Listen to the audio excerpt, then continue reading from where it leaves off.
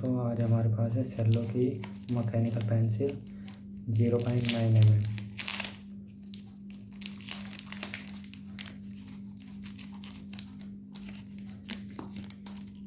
ये 0.9 mm सेल्लो।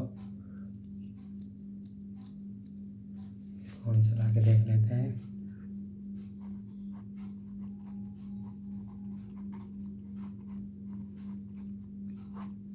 देख सकते हैं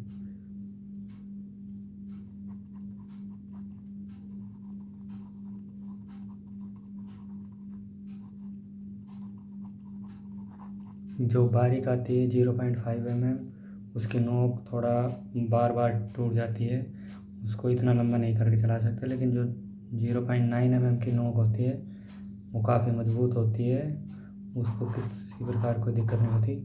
अगर आप ड्राइंग करते हैं तो भी आप देख सकते हैं, हल्के चलाते हैं तो हल्की, और दबा के चलाते हैं तो ज़्यादा डार्क चलती है। अच्छी है काफ़ी पेंसिल, ड्राइंग में भी कोई दिक्कत नहीं होती। देख सकते हैं।